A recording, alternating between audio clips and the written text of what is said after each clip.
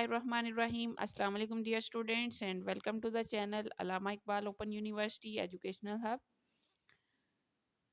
Today we are going to discuss course code 6405 Education in Pakistan.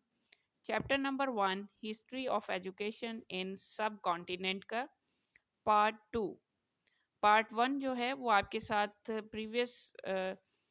Previously discuss कर चुकी हूँ. अब इसका पार्ट 2 डिस्कस करते हैं. The philosophy of education in the Muslim period.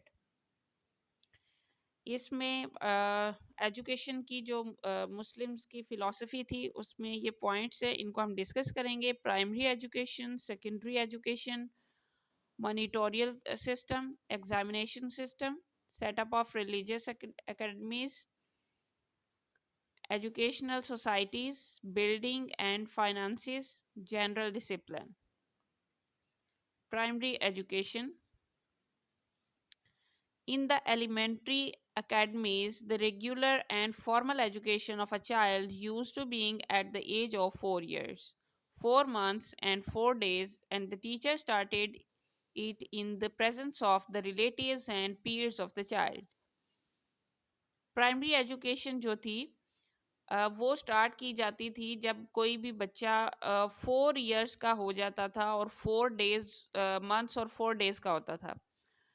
और ये एजुकेशन स्टार्ट की जाती थी उसी बच्चे के रिलेटिव्स जो हैं और या उसके जो पीयर्स हैं उनके दरमियान. ही टॉट द चाइल्ड्स बिस्मिल्लाह, और बिस्मिल्लाह सिखाई जाती थी सबसे पहले, और सूरह अलग जो है उससे स्टार्ट किया जाता था. कुरान के बारे में at first as the students were taught how to read. ठीक है, कुरान पाक को पढ़ना सिखाया जाता था.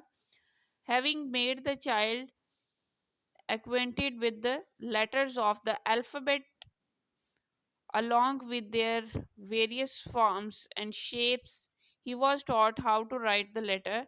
Then came the word and then sentences. It was Akbar the Great who was the first to introduce the process of reading and writing. जो अकबर था उसने ये इंट्रोड्यूस करवाया था सबसे पहले रीडिंग और राइटिंग यहाँ पे. और इस स्टेज पे कुरान पाक को पढ़ना पहले सिखाया जाता है, फिर उसके वर्ड्स और फिर उसके बाद सेंटेंसेस, और इस लैंग्वेज के जो अल्फ़ाबेट्स होते हैं वो और लेटर्स जो हैं वो सिखाए जाते हैं. Secondary education. The following methods were used in the secondary and higher secondary teaching institutions, namely oral method of teaching. Secondary education के जो इंस्टीट्यूशंस थे उसमें ऑरली पढ़ाया जाता था. मतलब कि जैसे हम लिखना नहीं बताते, लेकिन सवालात और जवाबात जो हैं वो ज़ुबानी बच्चे से हम सुनते हैं. ठीक है, उसको हम ऑरल मेथड ऑफ टीचिंग कहते हैं. Education with the help of text books. और जो बुक्स हैं, टेक्स्ट बुक्स हैं, उनकी मदद से जब हम चीज़ें बच्चों को पढ़ाते हैं या उनसे सुनते हैं, उनको सिखाते हैं, वो तरीकाकार यूज़ किया जाता था. Education through debates and discussions. और सेकेंडरी एजुकेशन के स्टूडेंट्स के लिए डिबेट्स भी तैयार की जाती थी और डिस्कशंस भी करवाई जाती थी. डेप्थ इन स्टडी, और किसी भी एक पॉइंट पे डीपली स्टडी भी किया जाता था. Monitorial system. Nearly all the religious academies had this system. Monitorial system जो है ना, वो जितने भी पढ़ाने वाले अदारे थे वो इसको अडॉप्ट करते थे. Accordingly the students of higher grade use to teach the elementary grade students. और इसमें ये होता है कि जो अपग्रेड स्टूडेंट हैं, जो बड़ी क्लासेस के स्टूडेंट्स हैं, वो अपने से लोअर ग्रेड के स्टूडेंट्स को पढ़ाते थे. They were responsible for discipline as well, और उनका डिसिप्लिन भी मेंटेन रखते थे. Any one of the students use to repeat around whatever the teacher read out. और जो टीचर रीड आउट करते थे उसको बाकी बच्चे रिपीट करते थे उनके पीछे. The student was recognised as the repeater. और कोई एक जो है वो क्लास में रिपीटर के नाम से या मॉनिटर के नाम से होता था, जो टीचर्स ने जो कुछ पढ़ाया होता था उसको बच्चों तक दोबारा से रिपीट करवाता था. Examination system. The Muslim educational system did not have the examination system like we have today. जिस तरह अब हमारा एग्जामिनेशन सिस्टम है, और इस मुसलमानों का एजुकेशन सिस्टम जो तब था, तब इस तरह का कोई एग्जामिनेशन सिस्टम नहीं था खास. The teachers themselves promoted the students to next grade after a test of their learning and grasping capability. जो टीचर्स थे वो खुद ही देखते थे कि बच्चा जो है अगर इस उनको लगता था कि वो इस काबिल है कि वो अगली क्लास में जा सकता है, अगली चीज़ों को सीख सकता है, तो वो उसको प्रमोट कर देते थे, वरना वो उसको रिपीट करवाते थे. It was also customary to test the weekly progress in study. और वो वीकली जो है वो प्रोग्रेस के लिए टेस्ट लेते रहते थे. वो ऑरल टेस्ट भी होते थे और रिटर्न भी होते थे. The teacher also use to test their students during the lectures lesson, a close link between the teacher and the student to help evaluate the knowledge of the student. At the accomplishment of the last grade, the students were awarded diplomas. Now, as regards the formal test, it was Muhammad Adil Shah of Bijapur who introduced the annual examinations.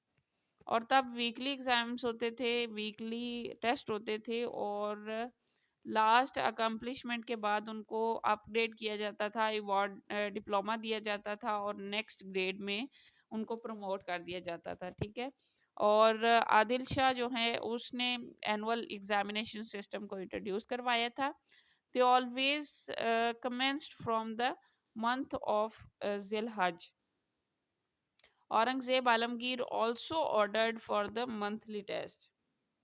ठीक है. और monthly test जो है ना, औरंगजेब आलमगीर के दौर में भी मंथली टेस्ट का सिस्टम ही था एजुकेशन में.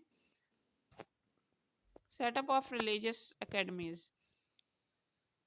One salient feature of the Muslim education system was its internal freedom.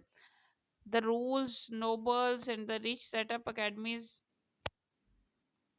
and also look to their financial obligations and needs. However, the scholars and teachers enjoyed independence regarding the curriculum, method of teaching, timetable, and other related matters. Etc. जो religious academies थी उनमें all in all teachers हुआ करते थे. उन्होंने ही curriculum develop करना होता था, वही टीचिंग मेथड यूज चूज़ करते थे, टाइम टेबल भी खुद बनाते थे, और पेपर भी खुद उन्होंने तैयार करने होते थे, टेस्ट खुद ही लेने हैं, खुद ही ये डिसाइड करना है कौन से बच्चे को प्रमोट करना है और किसको नहीं करना. The following kind of religious academies existed during the Muslim rules in the subcontinent, namely. और जो रिलीजियस एकेडमीज तब चल रही थी, वो कुछ उनके नाम यहाँ पे मेंशन किए गए. Public academies, mosque academies, convent and shrine academies, the alma members, the academies run by scholars or societies. Educational societies.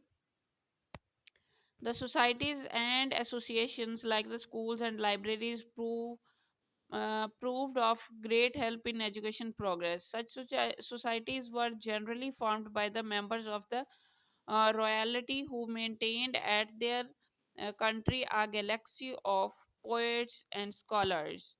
These scholars held assembles which were at times joined by the king himself, following the custom of the royalty and nobles too. उस time पे कुछ जो शायर थे या जो लिखने वाले राइटर्स थे, जो पोएट्स थे, स्कॉलर्स थे, वो अपनी कम्युनिटी में गैदरिंग किया करते थे, और उस गैदरिंग में वो रूल रेगुलेशंस के जरिए को भी फॉलो करते थे, और लोगों को चीज़ें बताते थे, सुनाते थे और सिखाते थे. उसको एजुकेशनल सोसाइटीज़ का नाम दिया गया था. Buildings and finances. In the subcontinent, the Muslims started their teaching jobs in mosques.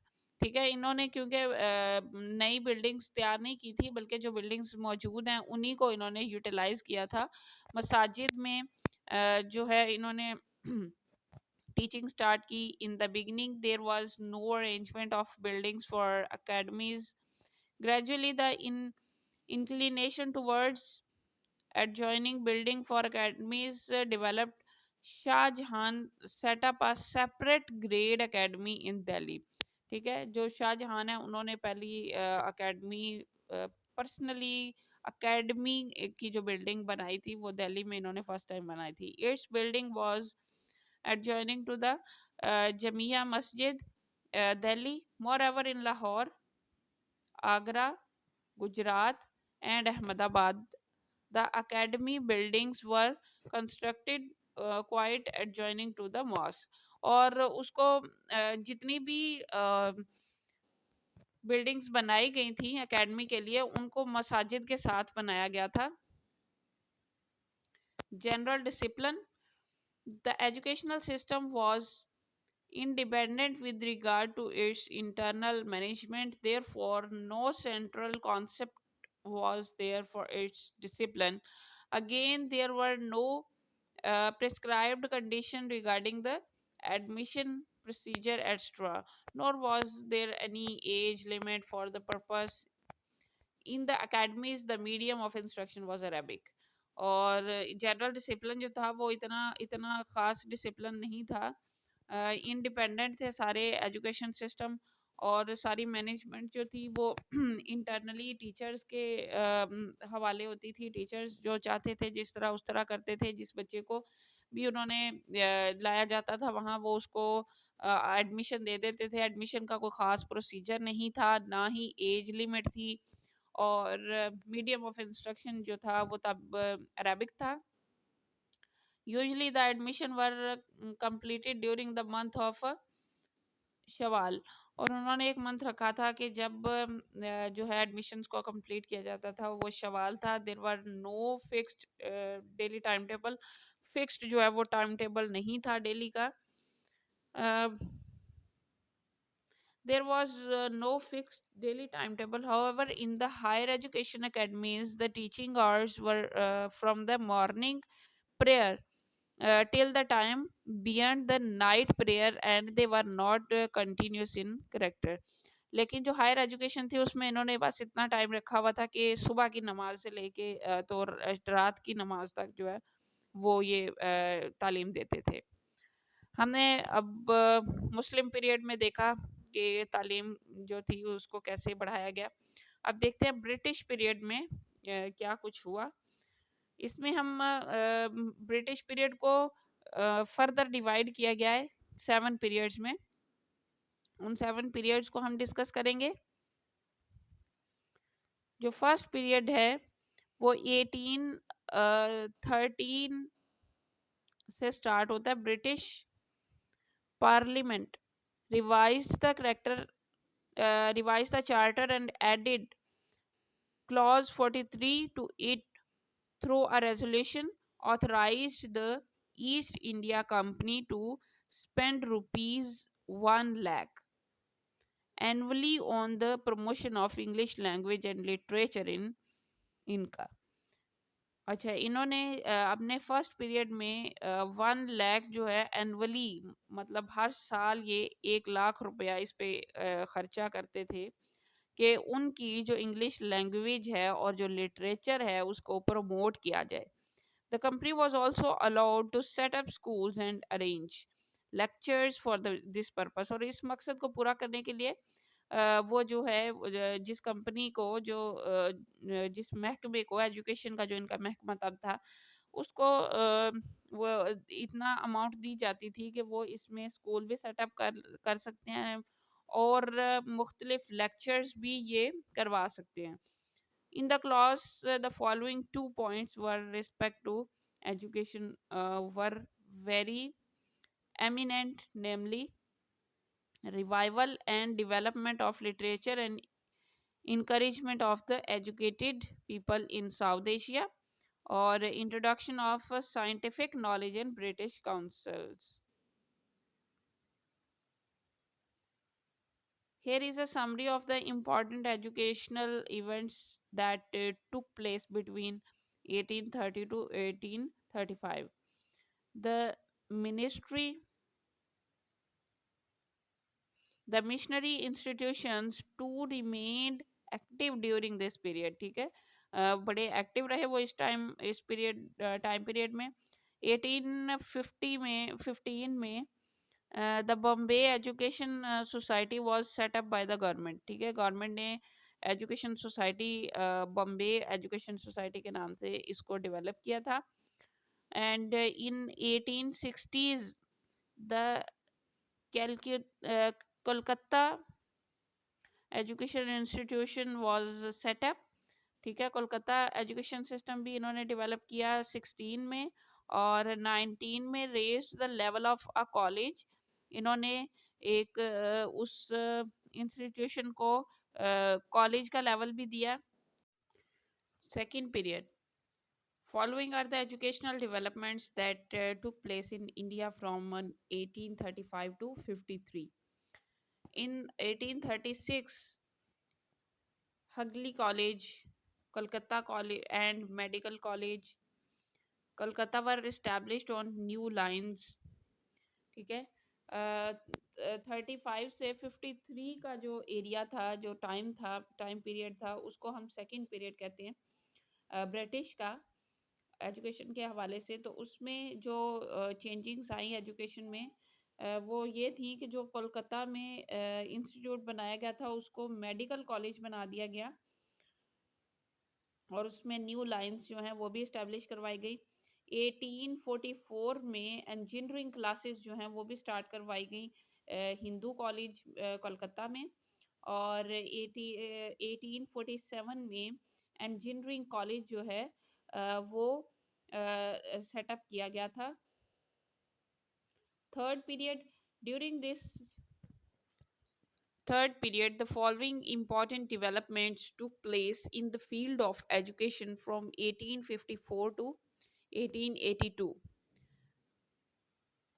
Field of education में जो इम्पोर्टेंट डेवलपमेंट्स हुई थी वो ये हैं। 56 में इंजीनियरिंग कॉलेज जो है वो ओपन किया गया था कोलकाता में। 56 में, सॉरी, एंड 57 में यूनिवर्सिटी इस्टेब्लिश की गई थी कोलकाता में और बम्बे मदारस में। Moreover, for the inspiration of village schools, circle-wise inspectors of school were appointed. और एक तो ये था कि कोलकाता, बम्बे और मदारस में डिफरेंट यूनिवर्सिटीज इस्टेब्लिश की गई, और जितने भी गांव थे उनमें स्कूल बनाए गए। 64 में गवर्नमेंट कॉलेज लाहौर जो है वो ओपन किया गया। 68 में educational tax was imposed on the land revenue 1%। और 68 में जो है वो एजुकेशनल टैक्स लगाया गया था। 69 में a university college was establish in Lahore. ठीक है, यूसी जो है उसको 69 में डेवलप किया गया लाहौर में। एंड 82 में the university of Punjab was established at Lahore. 82 में पंजाब यूनिवर्सिटी जो है वो एस्टेब्लिश की गई सेकेंड पीरियड में, सॉरी थर्ड पीरियड में। And fourth period, the fourth period of new education in south Asia is spread from 82 to 1904. The Indian Education Commission was constituted under the chairmanship of Sir William Hunter. This commission recommended that gradually the government must withdraw its indirect control over education. The commission was of the view that the private sector should be in the teaching of compulsory subjects after class 8. During this period, the resolution of 1943 of the Indian government became public. In this resolution, for the first time, the sway of tests over curriculum was bitterly opposed, and it was stressed that test must never become mere admission test. Rather, they must be such as to help search for ability and capability. इससे पहले जो है वो compulsory subjects 8 class तक जो must पढ़ाए जाएं, इस चीज़ पे फोकस किया गया। और इसी पीरियड में जो 1943 की रेजोल्यूशन थी वो पब्लिक कर दी गई इंडियन गवर्नमेंट की तरफ से। और फर्स्ट टाइम जो है वो करिकुलम से टेस्ट जो है टेस्ट एंट्री टेस्ट जो है वो रखा गया था। Fifth period, the following developments took place during the fifth period of new education in south Asia. और फिफ्थ पीरियड जो है वो 1904 टू 1990 तक जाता है। इसमें national council of education establish की गई थी और होम डिपार्टमेंट के साथ इसको अटैच कर दिया गया था। इसके बाद it was merged with the department of education, health and land, and the office of the director general of education was abolished. 1911 में जो है वो 10 लाख रुपीस एलोकेट किए गए थे एजुकेशन की डेवलपमेंट के लिए, और 50 लाख रुपीस अनाउंस किए गए थे कि ये आने वाले साल में जो है स्पेंड किए जाएंगे। 1950 में Banaras university was established through an act of the parliament. और फीमेल यूनिवर्सिटी जो है 16 में मुतारिफ की गई। Sixth period. Here are the important events during the sixth period of new education, namely 1919 में नॉन कॉपरेशन मूवमेंट स्टार्ट की गई थी इंडिया में ब्रिटिश रिफॉर्मर्स के खिलाफ, और national schools and universities were establish in south Asia. ठीक है, इसमें नेशनल स्कूल्स और यूनिवर्सिटीज़ भी जो हैं वो मुतारिफ करवाई गई थी। 1920 में Lucknow university was set up. 1920 में लखनऊ यूनिवर्सिटी जो है उसको सेट किया गया था, इस्टेब्लिश किया गया था। और दिल्ली में भी एक यूनिवर्सिटी इस्टेब्लिश की गई थी इसी दौर में। सेवन्थ पीरियड के जो मेन पॉइंट्स हैं वो कुछ यूँ हैं। In accordance with the government of India act 1935, total provincial autonomy was enforced in South Asia and the powers of the Minister for Education were increased. In 1936, the ex-chief inspector of the Board of Education, Mr. Harbert, and the ex-director of Intelligence Board of Education, Mr. S.H. Wood, visited South Asia and put forward their recommendations for the reformation of education. Seventh period में 1936 में ये दोनों जो हैं ex chief और ex director of intelligence board, ये दोनों board of education, इन दोनों ने साउथ एशिया का विजिट किया था और कुछ एजुकेशन से रिलेटेड रिकमेंडेशंस भी दी थी। 45 में the all India council for technical education was constituted. This is the year when a separate department of education in central government was setup. इससे पहले जो है सेंट्रल गवर्नमेंट में अलग से डिपार्टमेंट ऑफ एजुकेशन नहीं था और 1945 में इसको इस्टेब्लिश किया गया था।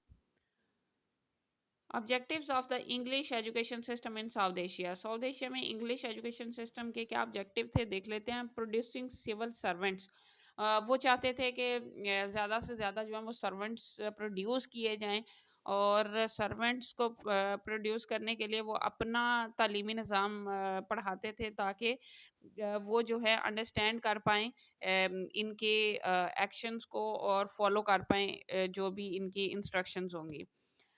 प्रीचिंग क्रिश्चियनिटी को ये आगे लाना चाहते थे। Promotion of the western civilization and culture, अपने कल्चर अपनी सिविलाइजेशन को भी आगे लाना चाहते थे, तहजीब व तमद्दुन को। पॉपुलराइजेशन द वेस्टर्न नॉलेज, और अपनी ही नॉलेज को ये आगे पहुंचाना चाहते थे। The British curriculum in south Asia, इसमें ये क्या क्या पढ़ा रहे थे अपने करिकुलम में? इंग्लिश लैंग्वेज पढ़ाते थे, अपनी हिस्ट्री, इकोनॉमिक्स, पॉलिटिकल साइंस और science. Examination theory. Before the British domination of south Asia, south Asia से जब इन्होंने कब्जा किया ब्रिटिश ने साउथ एशिया पे, उससे पहले एजुकेशन सिस्टम जो है, जो मुसलमानों ने डेवलप किया था, इसमें करैक्टर बिल्डिंग को मेन रखा जाता था, rather than the development of art and science. Art और साइंस इसके बाद आते थे। The teacher was a model for the students to be followed. और जो टीचर्स थे वो एज अ मॉडल काम करते थे, और स्टूडेंट्स जो है वो बजाय लेक्चर के बल्कि उनको फॉलो करते हुए चीज़ों को सीख लेते थे। He use to build their character alongside their academic growth and intellectual development. Therefore, he was the sole authority to evaluate a student. इसलिए क्योंकि वो वही उनके हीरो होते थे या वही उनके मॉडल होते थे, तो टीचर्स ही जो है वो बेटर इवेल्युएशन करते थे स्टूडेंट्स की। Thank you so much for listening me. If you have any question, you can ask me to write in the comment box. Thank you. Allah Hafiz.